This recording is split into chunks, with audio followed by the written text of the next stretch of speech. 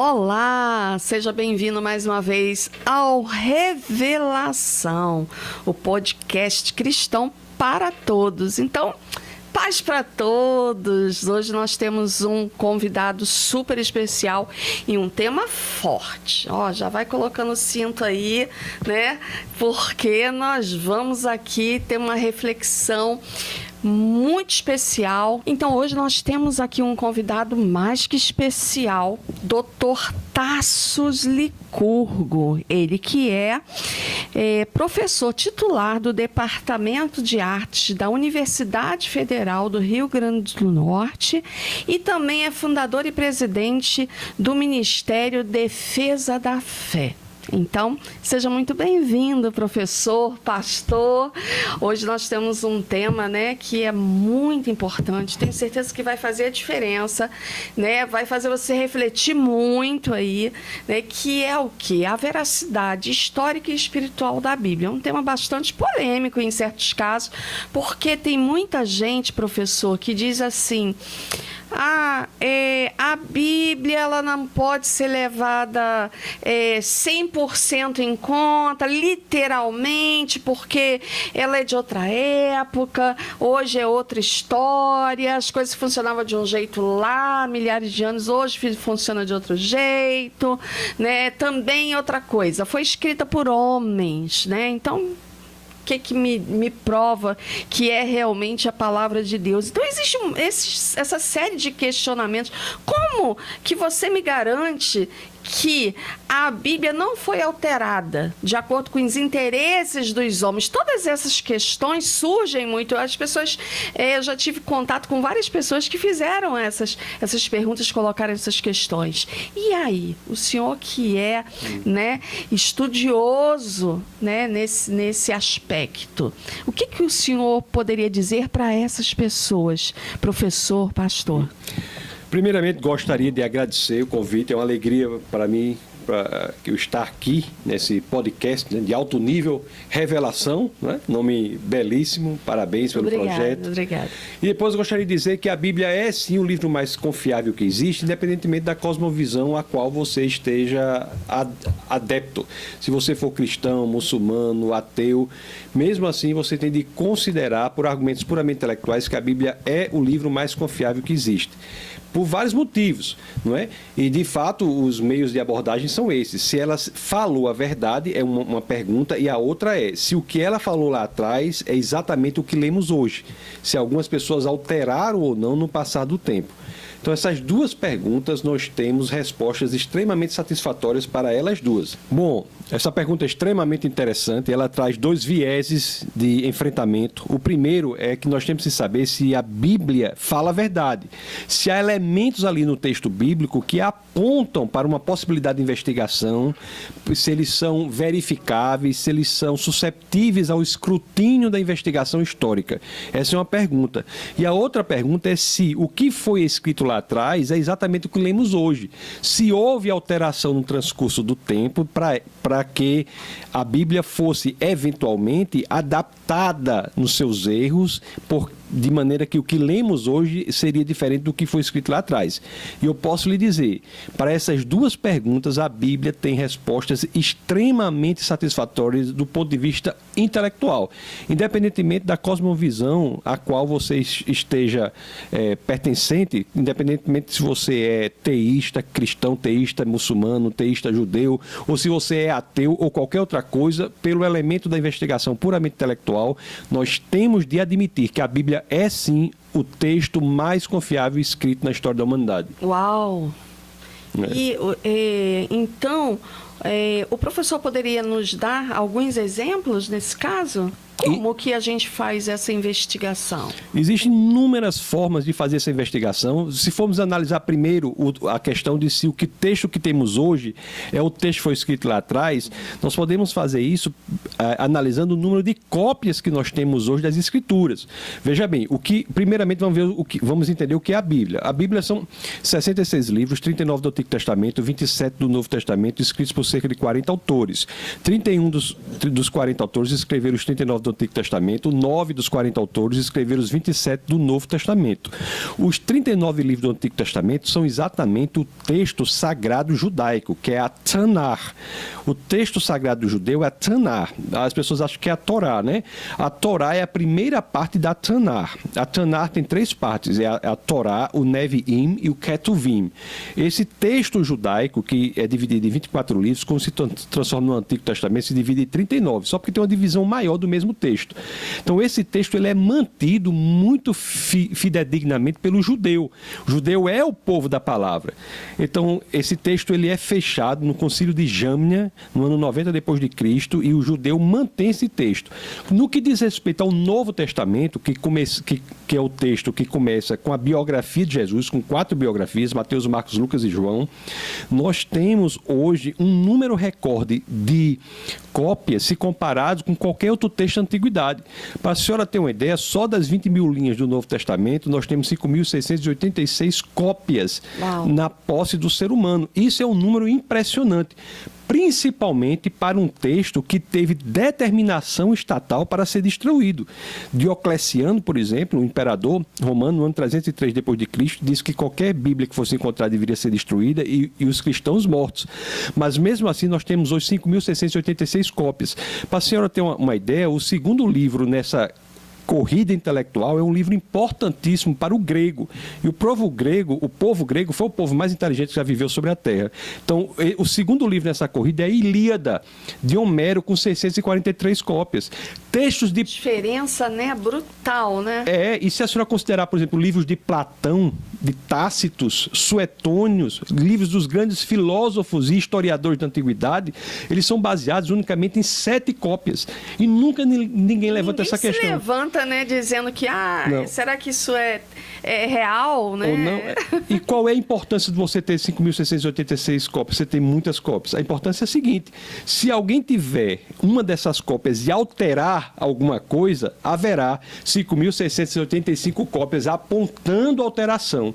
E outro recorde impressionante é o seguinte: se nós pegarmos essas 5.686 cópias e colocarmos aqui e formos investigar o texto, esse texto é absolutamente idêntico em 99,5% dos casos. Isso é um recorde. Do 0,5% de discrepância, 80% dessa discrepância diz respeito unicamente à questão de ortografia e nenhum ponto toca em uma questão central da doutrina cristã. Então, isso é um recorde, isso é insuperável por qualquer outro texto. Basta dizer que a filosofia de Platão é baseada em textos que são baseados em 7 cópias que existem. Nós estamos falando de 5.686. Então, assim, o texto que foi escrito lá atrás é o texto que nós temos hoje. A Bíblia, o Antigo Testamento foi escrito em hebraico, algumas partes em aramaico, e o Novo Testamento foi escrito em grego. E eu estou falando 5.686 cópias do Novo Testamento unicamente em grego. Se eu for levar em consideração traduções para línguas antigas, como, por exemplo, o próprio árabe e outras línguas, nós passaremos para 25 mil cópias. Uau! 25 mil cópias. E ainda digo mais, se todas essas cópias traduzidas para outras línguas e as próprias cópias traduzidas por gregos fossem destruídas, nós ainda conseguiríamos reconstituir todo o Novo Testamento unicamente com base no que os pais da igreja citaram, à exceção de 11 versos. Então, não há nada nem de perto comparável com isso. Por exemplo, eu fiquei curiosa. Como assim o que eles citaram? Livros que os pais da igreja escreveram fazendo referência às escrituras. Então, se nós, livros que citaram, de acordo com o Evangelho de São Mateus, tal, ali nós temos também como resgatar como é que o pai da igreja lia o texto da Antiguidade. Verdade. Então, nós temos isso aí, é único da Bíblia e é insuperável, é incomparável com qualquer outro texto já produzido na história da humanidade. Então, é absolutamente provado que o texto que lemos hoje é o texto que foi escrito lá atrás. E a historicidade, né?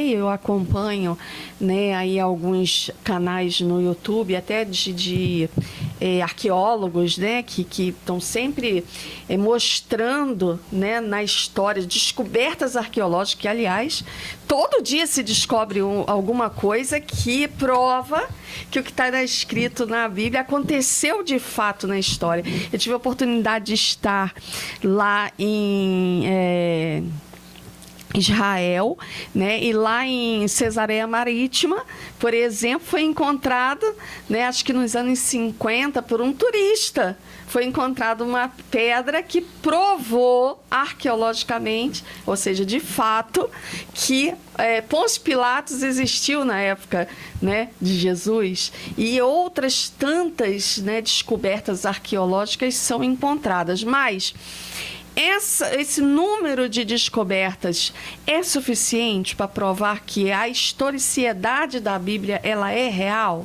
O número de comprovação arqueológica e histórica para a Bíblia é superior a qualquer outro livro. O livro de Atos dos Apóstolos, por exemplo, que é escrito por Lucas, que é aquele que mais escreve no Novo Testamento, Paulo escreve a maior quantidade de livros, mas em termos de quantidade de texto, Lucas, com seu Evangelho, e o livro de Atos é quem mais escreve. Atos tem 84 fatos que são provados pela história pela arqueologia. 84? Fatos provados pela história pela arqueologia. Uau, o Evangelho de São João também você tem 50 fatos são provados dessa forma. E outra coisa, a forma como a Bíblia é escrita, ela se coloca susceptível ao escrutínio investigativo. Não é um texto que se esconde. Se a senhora for ler, por exemplo, o Evangelho de São Lucas, no capítulo 3, o verso 1 e o 2, os primeiros versos, ele vai dizer, isso foi escrito no ano em que o governador era tal, o prefeito era tal, o sacerdote era tal. Ele coloca a situação no fato histórico, cronologicamente estabelecendo onde aquilo ocorreu. Não é um texto que se esconde, é um texto que se expõe. Tanto é assim que o fundamento do cristianismo é escrito pelo apóstolo Paulo na primeira epístola aos Coríntios, no capítulo 15, no verso 14, em que nós temos a frase mais corajosa já escrita em qualquer livro religioso, quando ele diz: se Cristo não ressuscitou, é vã nossa fé, é vã nossa pregação. Em outras palavras, o fundamento do cristianismo é um fato histórico, investigável, a ressurreição física, pública de um homem. A senhora veja que ele poderia ter dito assim: se eu não sonhei com um anjo tal, que nossa pregação é vã. Se ele tivesse dito isso, isso poderia ser até verdade, mas não seria verificável.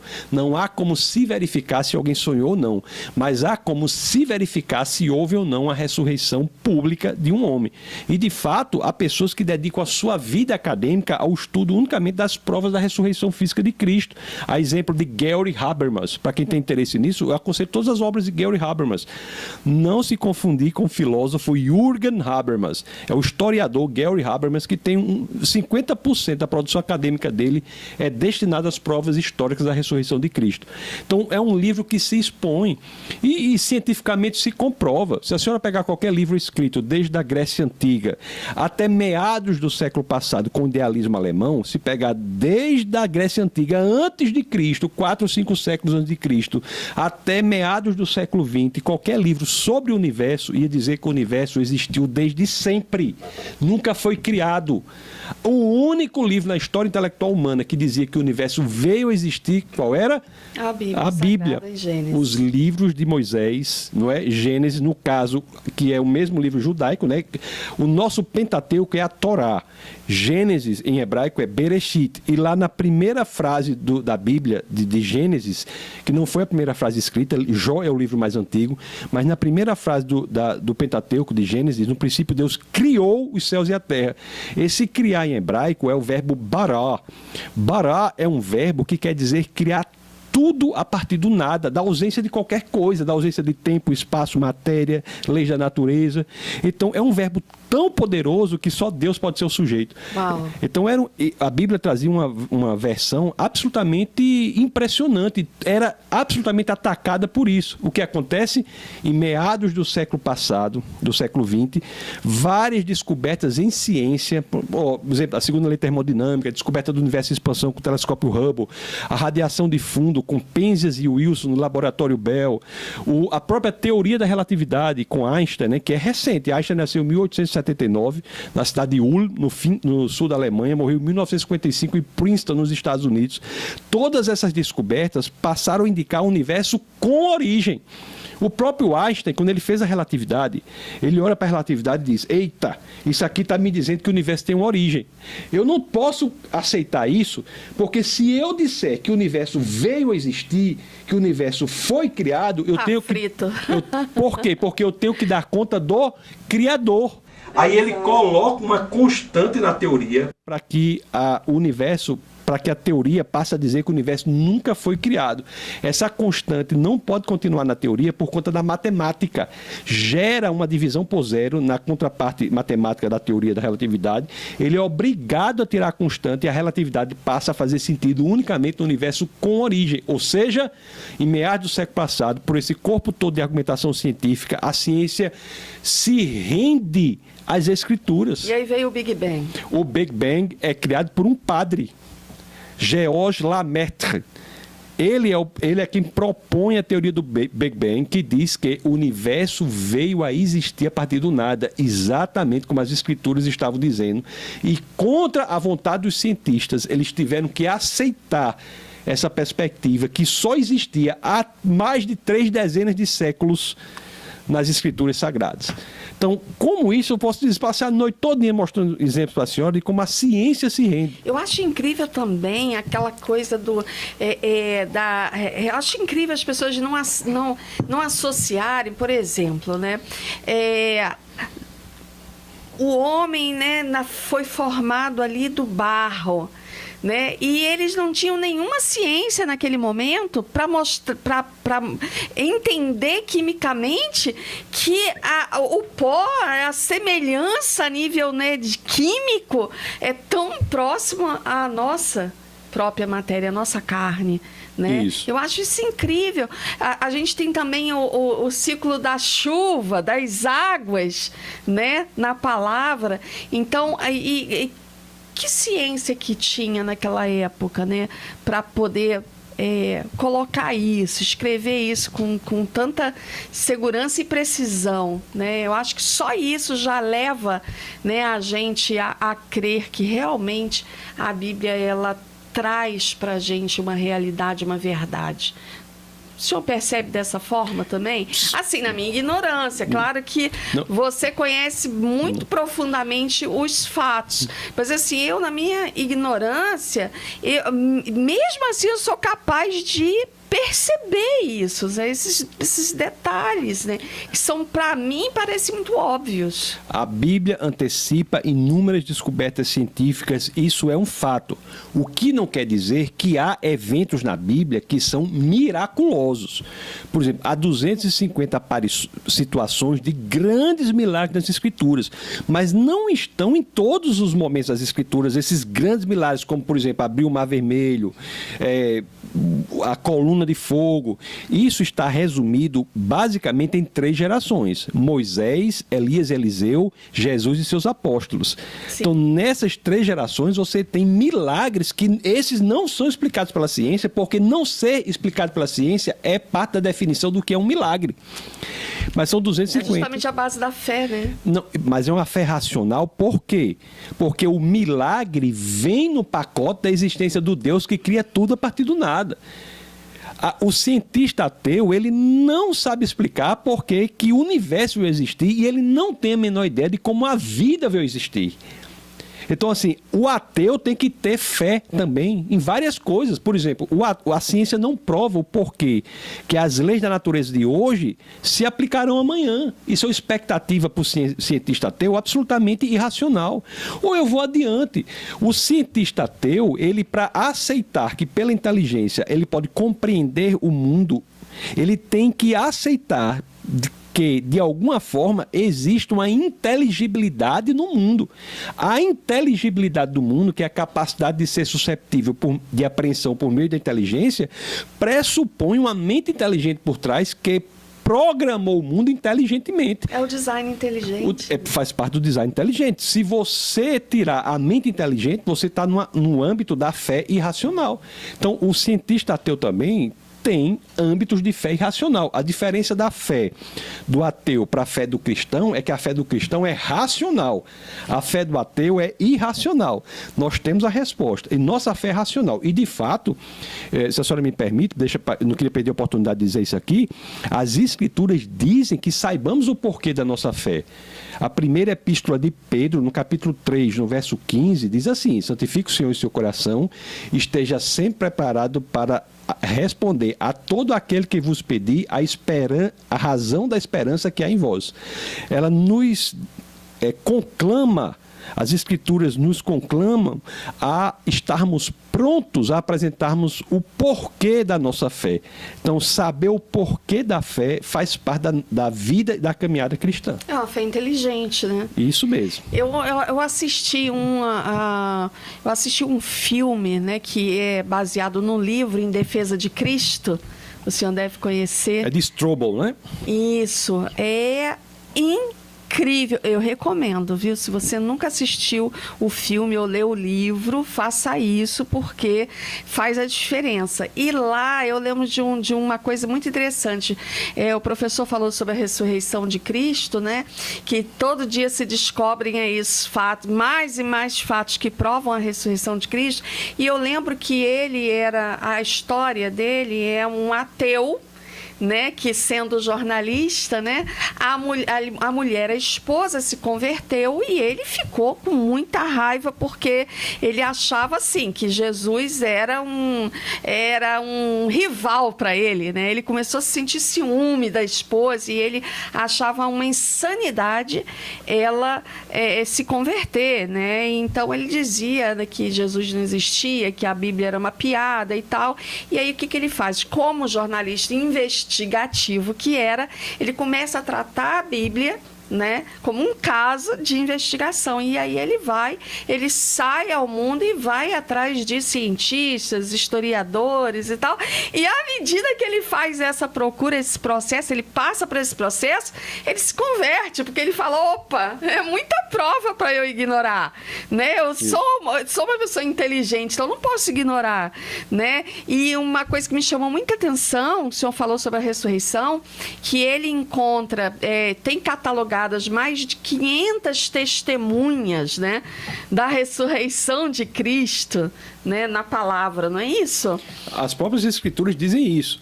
As Escrituras dizem isso, né? Agora, a tese judaica, que também está nas Escrituras, é que os judeus haviam subtraído o corpo e proclamado uma mentira de que ele havia ressuscitado. Ora, onde na história da humanidade alguém proclamaria algo sabendo que era falso, sem receber nada em troca? Porque todos os discípulos de Cristo foram perseguidos, torturados e mortos por proclamar a ressurreição. À exceção de João, que não foi morto, né? Teve sua pena convertida e morreu lá na ilha de Patmos, onde inclusive escreveu o Apocalipse. A revelação, né? Exatamente. Revelation, escreveu o Apocalipse. Exatamente. Mas eu achei muito interessante, porque a historiadora com qual ele conversa falou assim: olha, se você quer esconder um fato, você tem que minimizar o número de pessoas envolvidas. Então, eu não posso escrever que tem 500 pessoas aqui, né, que viram isso. Como é que eu vou esconder uma verdade, ou seja, uma mentira? Como é que eu vou esconder uma mentira envolvendo mais de 500 pessoas nesse processo? E isso muito recente, né? Porque o primeiro evangelho que se dá conta foi muito recente, né? Do acontecimento, do fato acontecido, não é isso? É outro recorde. Os textos que nós temos hoje são muito mais próximos do acontecimento dos fatos do que todos os demais textos da antiguidade. Exato. Então, isso nos dá uma base maior ainda, né? Com certeza. Então, se eu faço um arrumadinho com o professor aqui, ó, vamos lançar a seguinte mentira no mercado. Poxa, a gente não pode, a gente tem que evitar de botar mais gente sabendo que é mentira, não é? Para que isso não vaze, não é verdade? As pessoas podem até morrer em defesa de uma mentira, mas morrem em defesa de uma mentira que eles acreditam que é verdade. No caso da crítica às Escrituras, é que os apóstolos teriam morrido em defesa de uma mentira que eles sabiam que era mentira. E isso é impossível de acontecer. Sem ganhar nada. Sem ganhar nada. Na visão mundana, materialista, Sim, ganharam sim, o quê? Perseguição, exato. tortura e morte. Não, E tem- porque se for uma mentira, eles realmente não ganharam absolutamente nada. Nada, Não é isso. verdade? Sendo uma verdade, Perfeito. eles Perfeito. ganharam tudo, né? E tem muitos outros argumentos, né? A senhora falou da ressurreição, tem muitos argumentos. Por exemplo, o fato das primeiras... Quem foram as primeiras testemunhas da ressurreição de Cristo?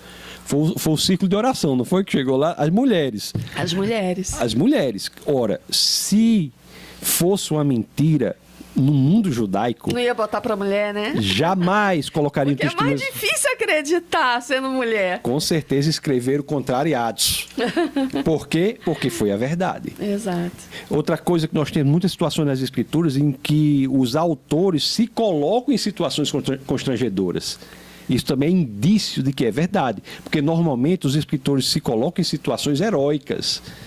Mas nas escrituras nós lemos os próprios apóstolos escrevendo, se colocando em situações É o constrangedoras. caso de Paulo, né? Por exemplo, né? Todos, né? Um dormia, né? O outro... Verdade. O Jesus ia orar e voltava e encontrava dormindo. É. O outro, né, recebe aquela repreensão, né? Vai de retro. Isso mesmo. Começa a andar na água e cai. Pois é. Né? Realmente é uma coisa que faz todo sentido. Outros textos religiosos têm fundamentos que não são verificáveis, não é? Fulano teve um encontro com um anjo, tal.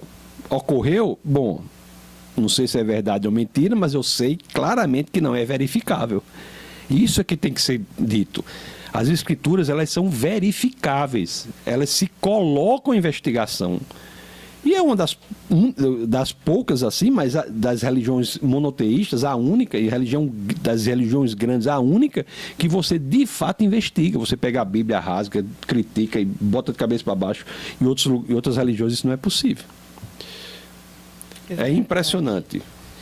Baseado nisso, a gente pode dizer que a Bíblia é de fato a palavra de Deus?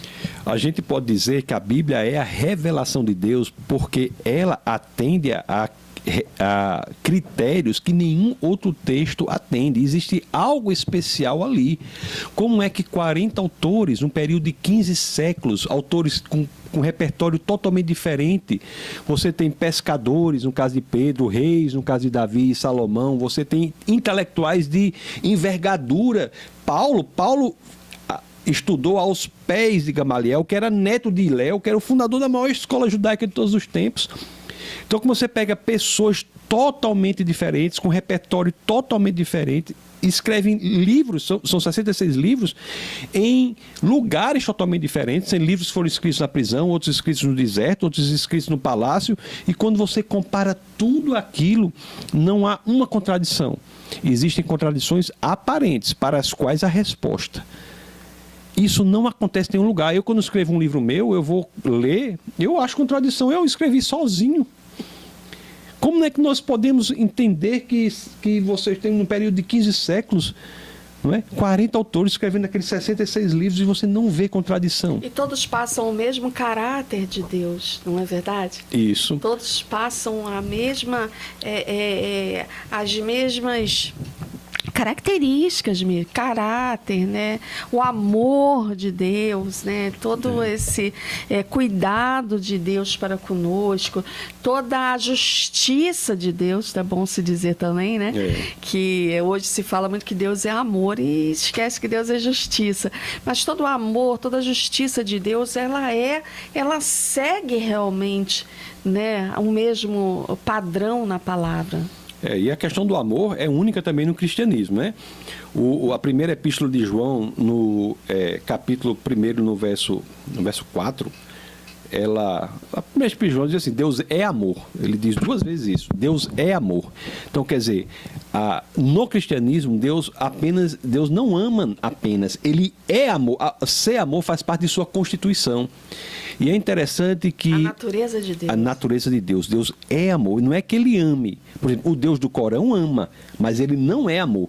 Se você for ler o Corão e todas as vezes que o Corão fizer referência a Deus, você sublinhar, no final você terá sublinhado 99 vezes. Nenhuma dessas vezes é amor. Não é que ele não ame, ele ama aqueles que o obedecem. Mas o Deus das Escrituras, da Bíblia, ele é amor. Por isso que o amor dele é incondicional. Não depende do que as pessoas fazem. Ele ama incondicionalmente. Ele é amor. E é interessante que ele é amor antes da existência do homem. E o amor que ele só se realiza numa relação entre quem ama é amado, como é que ele pode ser amor? Que o amor pressupõe uma relação de alguém que é amado antes da existência do homem. Isso é um indício importante da existência da Trindade. Deus é amor porque o amor existe nas pessoas da Trindade. Então, assim, as Escrituras são belíssimas. C.S. Lewis, ele dizia assim, olha, se eu fosse inventar o cristianismo, eu teria inventado mais simples. Né? É verdade. Para que complicar tanto? Complicar tanto. Mas o jeito que ele é porque... é a verdade. Agora, eu até escrevi um livro que eu botei assim no começo, eu botei assim, né? Algo parecido assim, eu ficando impressionado como a Bíblia, ela é simples o suficiente para uma criança entender e complexa o suficiente para ser objeto de estudo de toda uma vida de um filósofo treinado e mesmo assim ele não esgotará, né? Esse estudo. Então, a Bíblia, ela é um objeto magnífico. Agora, a senhora pode perguntar, mas por que as pessoas todas não creem? Não é uma pergunta interessante? Se há tanto argumento. Excelente pergunta. Isso, pessoal... Por isso essa reflexão hoje. Isso é importante saber que é o seguinte, que a crença, o ateísmo, ele não é unicamente de índole intelectual. Existe o ateísmo de índole moral. As pessoas não querem, muitas delas, aderir a um sistema de pensamento que dirá que ela terá de prestar contas da sua vida. Então, elas escolhem um sistema de pensamento no qual elas possam viver os desmandos da sua vida. Então, a opção pelo sistema de crenças não se dá unicamente pela questão racional, se dá muitas vezes pela questão volitiva, pela questão da vontade, a questão do desejo. Livre-arbítrio. E Deus respeita isso. Sim, Deus respeita. Uma das coisas mais importantes é para qualquer pastor entender isso. Até Deus respeita o livre-arbítrio. Então nós temos que respeitar, né? Verdade. Até Deus respeita o livre-arbítrio. Então, vamos para a gente ir encerrando. Vamos falar um pouquinho do último livro da Bíblia, que é o Apocalipse. Esses dias... todo mundo está vendo aí, inclusive o Brasil está passando por alguns momentos, não só o Brasil, o mundo está estranho. Está estranho, né? Então, numa pesquisa que eu estava fazendo na internet, eu achei uma linha do tempo da Bíblia que eu não sei se é real, não tenho estudo, né? Estou curiosa para lhe perguntar se ela é verídica, mas eu achei uma linha do tempo que fazia de Noé a Abraão 2000 anos, de Abraão a Jesus 2000 anos, né? E eu fiquei pensando, por que não de Jesus ao Apocalipse 2000 anos? Por que eu falo isso? Nós estamos em 2022, é muito, né? Próximo, 2000 anos. Por que eu fiquei pensando isso? Por que eu fiquei ruminando esses pensamentos? Porque muitas vezes a gente vive a nossa vida e a gente abre até a mão da nossa inteligência no quesito ver os sinais que estão acontecendo, né? Para que a gente se sinta mais confortável em levar adiante o nosso dia a dia, os nossos compromissos mundanos, sem se preocupar de fato, né, com a vinda, a volta de Jesus, né? Porque o mundo está estranho, os sinais estão aí aos montes. E aí, quando eu dei de cara com essa linha do tempo, que o professor vai me dizer se ela é verdadeira ou não, né? Eu falei, caramba, peraí. Sabe, tem algum sentido nisso, né? A gente sabe que um dia para Deus é 1000 anos e 1000 anos um dia. E aí? Isso. Isso é um assunto muito delicado, deve ser abordado Completamente. deve ser abordado da seguinte forma. A senhora tem razão em verificar, observar esse padrão. Por outro lado, esse padrão não quer dizer, ele não é capaz de servir como base teológica para nós estabelecermos aqui a data do fechamento da janela da salvação. Até porque o próprio Jesus disse, né, que nem ele não sabe, imagine eu. Perfeito. Concordo plenamente. E, por outro lado, mais uma vez eu concordo com a senhora, quando diz que há, sim, sinais muito estranhos. Né? A Bíblia previa, né, maremotos, terremotos, filhos contra o pai, apostasia. Nós temos hoje igrejas que estão em apostasia total, profunda, igrejas que estão hoje flertando, por exemplo, com o comunismo. O comunismo, que é uma visão ateísta. Então, totalmente distorcida da realidade cristã. Então, todas essas previsões de fato estão ocorrendo, mas elas não são servíveis para que nós cheguemos aqui e digamos, vai ser data tal, como alguns já tentaram fazer algumas religiões e não acertaram. A Bíblia nos diz que nós não sabemos, mas também ela nos diz que nós temos o Espírito do Deus Criador dos céus e da terra habitando em nós e que nos dá essa indicação que a senhora está tendo, que eu acho correta, de proclamar ao mundo que o tempo urge, que as coisas estão chegando a um determinado lugar e que nós temos que nos posicionar. Não é tempo de esperar amanhã. Isso é seríssimo. Não é tempo de esperar amanhã. Não é? Nós não sabemos, mas os sinais indicam por uma brevidade muito grande, sim, de acordo com o que dizem as Escrituras. E essa linha do tempo, ela é realmente verídica? Real, existe sim. Uau! Existe sim. É forte. Existem esses eventos de 2000 Porque são eventos muito relevantes, né? São. No mesmo período, mais ou menos, de tempo. Todas as religiões monoteístas iniciam com o evento em Abraão. É verdade. O judaísmo, o cristianismo, né? E o islamismo se iniciam ali. A senhora teve Jerusalém, a senhora viu que há uma junção ali de três religiões abraâmicas de uma maneira impressionante. Fortes e presentes de uma forma incrível por todo o mundo, né? É isso, né? Então, estamos chegando aqui ao finalzinho do nosso bate-papo de hoje, mas já combinamos aqui em off que o professor vai voltar, vamos falar de outros assuntos que também, olha, importantíssimos para a sua reflexão. Mas eu espero que hoje você tenha, né, aí ficado pelo menos mais curioso, com mais vontade de ler a Bíblia, né? Afinal, nós trouxemos aqui, né, para você fatos, dados que mostram que a Bíblia é um livro totalmente real no que se propõe, né? A sua historicidade, a sua espiritualidade. Então, é um livro que transforma vidas, né? Nenhum outro livro é capaz de fazer isso, né?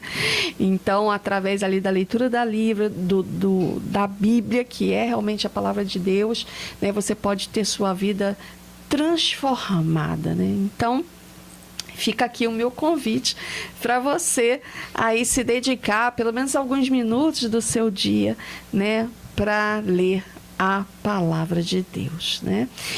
Suas últimas colocações, professor? Agradeço, reitero o meu agradecimento por fazer parte de tão importante projeto. Parabenizo a senhora pela iniciativa, que Deus abençoe poderosamente a sua vida, esse projeto também, que mais e mais pessoas possam ser atingidas. O que nós queremos apenas é proclamar aquilo que é verdadeiro para que as pessoas livremente possam decidir sobre a sua própria vida. Mas as decisões, é preciso deixar claro, né, têm efeitos na eternidade. Não é? Aqueles que quiserem saber mais sobre esses assuntos, né, no meu Instagram tem muita coisa, que é Tassos Licurgo, Friburgo, tem muita coisa, e lá no link lá tem Pronto, as... a gente vai colocar aqui o Instagram para vocês seguirem o professor, ficar por dentro. E lá tem acesso, lá também tem um link, lá no link lá do Instagram, você pode acessar o canal do YouTube, em que há um sem número de vídeos sobre os mais diversos assuntos da defesa da fé. Então foi um prazer e reitero meus agradecimentos. Obrigada mais uma vez por estar conosco e já teremos aí uma próxima vez juntos por aqui. Então é isso. Um beijo no seu coração, né? E ajude o nosso canal, nós estamos só começando. Se você achou essa mensagem importante, então vai lá, deixa o seu like, faça a sua inscrição, ative o sininho e principalmente compartilhe para que mais e mais pessoas sejam abençoadas, tá bom? Então, beijo para você e até o próximo.